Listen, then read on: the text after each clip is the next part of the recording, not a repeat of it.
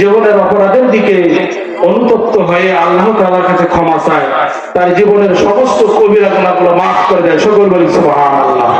সম্মানিত উপস্থিতি, এই জন্য আমরা এখনো যারা রিক্সাতে ঘোরাফেরা করতেছি তাদেরকে মাহফিল প্যান্ডেলে আসার জন্য আমি বিশেষভাবে অনুরোধ করছি।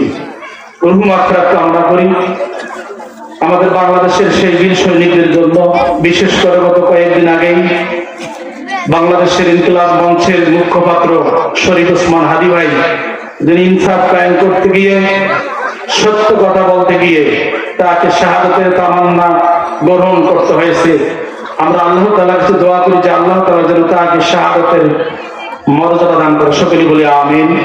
তার সাথে সাথে 24-এর সমস্ত জুলাই যোদ্ধা, বিশেষ করে ডিসেম্বর মাস আমাদের দেশের জন্য যারা যুদ্ধ করে জীবন দিয়েছেন, তাদের রুহ মাগফিরাতের জন্য দোয়া করে যে আল্লাহ তাআলা সকলকে যেন শাহাদাতের মর্যাদা দান করে। সকলে বলি আমিন। এর সাথে সাথে আমাদের আলোকিত শিশু কণ্ঠ পরিষদের একাধিক সদস্যবৃন্দ, উপদেষ্টা বৃন্দ আমাদের কাছ থেকে বিদায় নিয়ে গেছেন। আমরা দোয়া করবো আল্লাহ তাআলা আজকের এই মাহফিলের ওসিলা করে প্রত্যেকটি সদস্যের কবরে যেন আল্লাহ তাআলা জান্নাতের বিছানা বিছিয়ে দেয়। সকলে বলে আমিন। সম্মানিত উপস্থিতি, আমি শুরুতে এই পবিত্র পাক কালামের সূরা আনামের 155 নম্বর আয়াত তেলাওয়াত করেছি। আল্লাহ তাআলা বলেন, ওয়া হাযা কিতাবুন আনজালনাহু মুবারাকুন ফাত্তাবিউহু ওয়াত্তাকু লাআল্লাকুম তুরহামুন। আল্লাহ তাআলা বলেন যে হাযা কিতাবুন আনজালনাহু, এটা আমি আপনার প্রতি এমন একটা কিতাব অবতীর্ণ করেছি, মুবারাকুন বরকতময়, এমন একটি কিতাব, ফাত্তাবিউহু, সুতরাং আপনি কি করুন, এর অনুসরণ করুন, ওয়াত্তাকু, এবং আল্লাহ তাআলাকে ভয় করুন, লাআল্লাকুম তুরহামুন, তাহলে তুমি রহমত প্রাপ্ত হবে। এর শুধু রাসূলের জন্য না, সমস্ত বিশ্ববাসীর জন্য, সমস্ত বিশ্ববাসীর জন্য আল্লাহ তাআলা কোরআনকে আমাদের জন্য রহমত স্বরূপ প্রেরণ করেছেন। আজকের এই কোরআনের মাহফিল, বিশেষ করে আমাদের মাঝে অনেক একাধিক আজকে ছাত্র ছাত্রীদেরকে, ছেলেদেরকে পাগড়ি পরিধান করা হবে, মেয়েদেরকে বোরকা দেওয়া হবে, অভিভাবকদেরকে টুপি পরানো হবে। আসলে কোরআনের শিক্ষা এমন একটা শিক্ষা, যে শিক্ষার প্রতিদান মানুষ দুনিয়াতেও পায়, কাল কিয়ামতের মাঠেও মানুষ পাবে। সকলে বলি সুবহানাল্লাহ। হাদিস শরীফের মধ্যে আছে যে কিয়ামতের মাঠে এমন কিছু লোক দেখা যাবে, কিছু নারী পুরুষদের মাথায় এমন সুন্দর কিছু মাথায় টুপি দেখা যাবে, নূরের তাজ দেখা যাবে, এমন পোশাক পরিধান করতে দেখা যাবে যে পৃথিবীর কোন পোশাকের সাথে সেই সমস্ত পোশাকের তুলনা করা হবে না।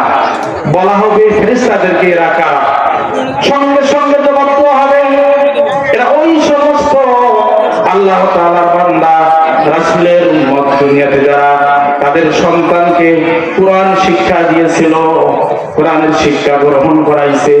প্রত্যেকটি ছেলে মেয়েকে দ্বীনের ইলম শিক্ষা করে দেওয়ার পর তারা দুনিয়া থেকে চিরবিদায় নিয়ে চলে এসেছে।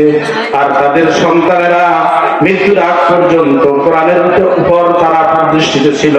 মহান রব্বুল আলামিন ওই সমস্ত তালিবে ইলমের কারণে, কোরআনের হাফেজদের কারণে আল্লাহ তাআলা তাদের পিতামাতাকে এই হাসরের ময়দানে বিশেষ একটা নূর এবং বিশেষ একটা মর্যাদা দান করেছেন। সকলে বলি সুবহানাল্লাহ।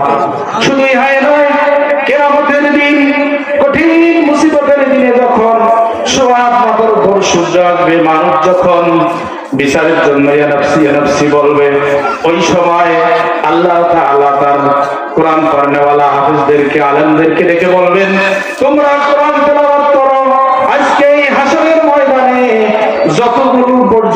যতগুলি আয়াত তোমরা তেলাওয়াত করবে, এক একটি আয়াতের বিনিময়ে তোমাদের জন্য জান্নাতের একটা করে ঘর নির্মাণ করা হবে, একটা করে তালা নির্মাণ করা হবে।